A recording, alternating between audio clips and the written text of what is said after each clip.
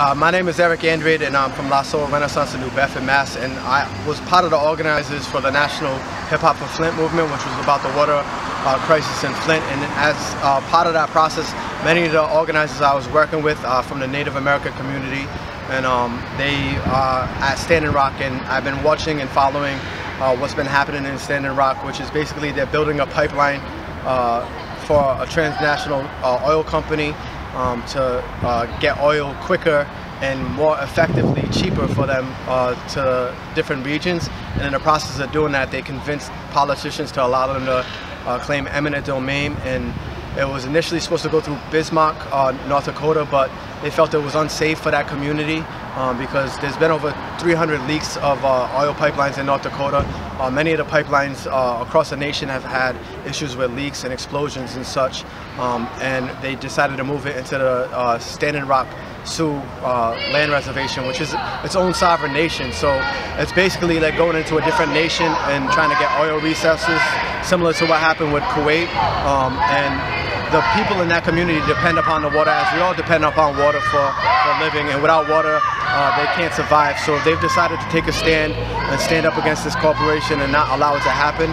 And in doing that, there's 7,000 people that have been in and out of the Sacred Stone Camp, which is in North Dakota, as water protectors trying to protect the water resources for the tribe, but it's also the water resources for 18 million other folks further down the Missouri River. So if there was a pipeline or an explosion or a leak, it would threaten the livelihood of over 18 million people. It would devastate the Native American community in Standing Rock, and that's why they're standing up. And as a community member in New Bedford that saw over the weekend the aggressive attacks and brutality of the law enforcement that has come in there. There's 5 different law enforcement agencies that have been there with the Martin County sheriffs. They've been beating people, pepper spraying people, arresting women, stripping them naked, leaving them naked in dog kennels, putting numbers on their arms similar to the Holocaust victims in Germany, and basically trying to suppress the people's voice and standing for the oil company instead of for the people or for Mother Nature. And I felt it was important to have a public education, because many people in the local community have no idea what's happening because there's been a blackout in the national media. And the last thing people heard was that Obama had stopped the pipeline, which is not true. He had stopped a small portion of it for a period of time, and that injunction has been lifted, and they've been working on building the pipeline 24 hours a day since. And right now the people in Standing Rock need us to show solidarity, similar to the civil rights movement when people in Selma and Birmingham were being brutalized for peacefully protesting. People all over the nation with empathy saw that and sent buses out there. So my hopes is that we can awaken the local community to stand with Standing Rock, to raise funds for the Illegal Defense Fund, for the people that are standing up peacefully protesting and being arrested, so they can be bailed out and they can fight their case in court. And also that we can mobilize the local community to get buses to go out there, because one of the things they need more than just the money alone is bodies to stand in solidarity to stop this. And it's not just a issue that's there, it's also a local issue. We have an LNG pipeline that's being built in the Acushnet in the Freetown area, which similarly has similar risk to it, different scale, but that's a local issue that will affect the water resources of our local aquifer, also putting us at risk for explosions. In Alabama this week there was an explosion, 1 man was killed and many others were injured.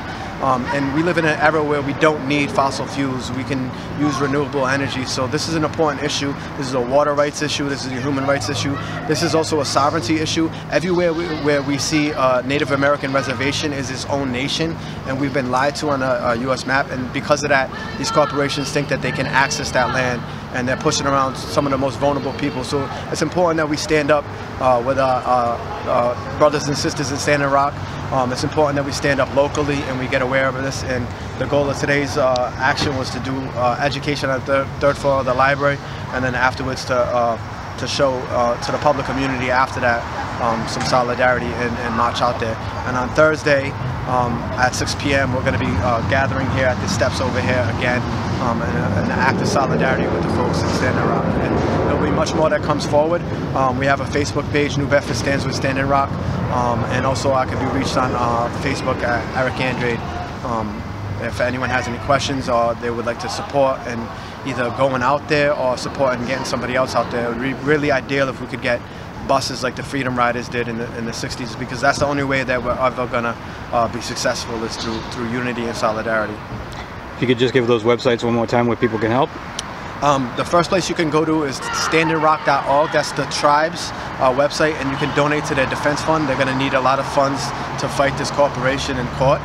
You could also go to New Bedford Stands with Stand and Rock on Facebook and like and join the page. And you could also reach me at Facebook at Poet Erik Andrade at Facebook, or you can reach me at 508-971-8725 if you're interested and want to get involved in making a difference.